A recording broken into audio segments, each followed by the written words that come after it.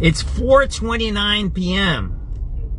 It's March 20th. It's a beautiful Friday. It's super sunny, right? It's super sunny. Look, there's no one here. It's 0 people. No one is here. No one. Look, it's a 3-lane road. There's no cars. There's no one here. Why? Because people don't feel safe, and all the theatrics and 50 bike cops on Lakeshore Drive don't fix it. It doesn't fix it. You can't fix fear. You can't fix danger. You can't fix that kind of stuff. 4:30 News. Let's listen to it. Iran continues to strike energy infrastructure in the Middle East amid the ongoing conflict there.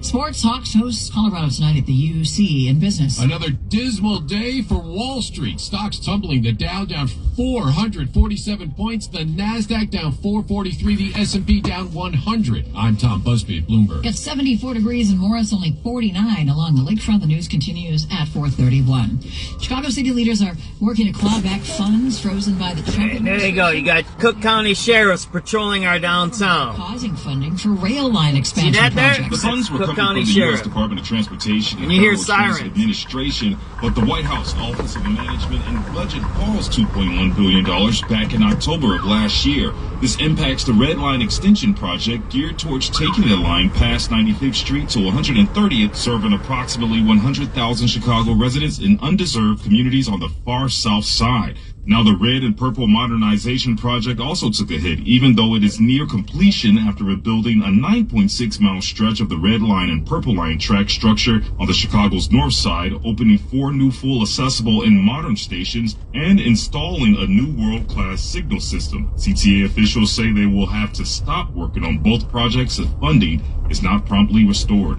Glenn Marshall, News Radio 105.9, WBBM. Clocking in might soon include more than just your scheduled shift. The Illinois Supreme Court says companies could be required to pay workers for certain tasks done before and after work, depending on how state law is applied. The issue comes from a case tied to Amazon's COVID-era requirement that employees complete health screenings before starting their shifts.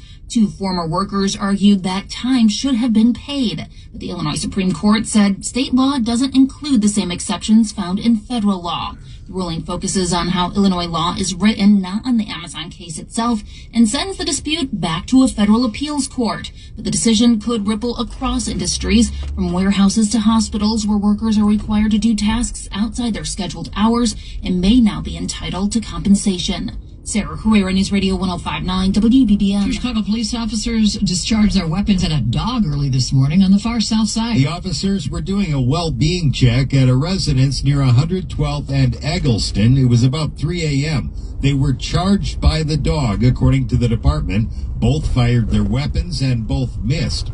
Police say the owner then got control of the dog inside the residence. There were no injuries. Mike Krauser, News Radio 105.9 WBBM. Chicago public school leaders say they've started the process of considering a name change for a Southwest Side school named for the late labor leader Cesar Chavez. We're outside Cesar Chavez Multicultural Academic Center at 48th and Marshfield. It's one of several tributes in Chicago to the influential co-founder of the United Farm Workers, whose legacy is now being reassessed following reports that he groomed and sexually assaulted girls and women tied to the organization, including his longtime colleague, Dolores Hunt. Let's believe the survivors, and let's stand up for them. Governor J.B. Pritzker talked about the issue during an appearance on Chicago's West Side. We ought to be listening to them about how we proceed now. A CPS spokesperson says the local school council here at Chavez will be first to consider any proposal to change the name after discussions with the community.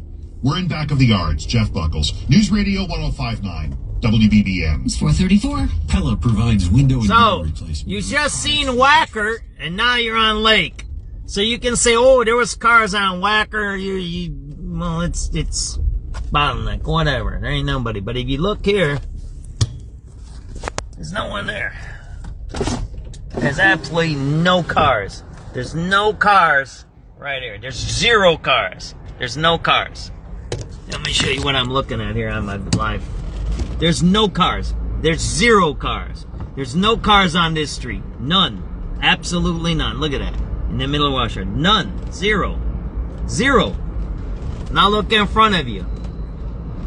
Remember I said, look at the surface parking. Look at the surface parking. That's what's to tell, okay?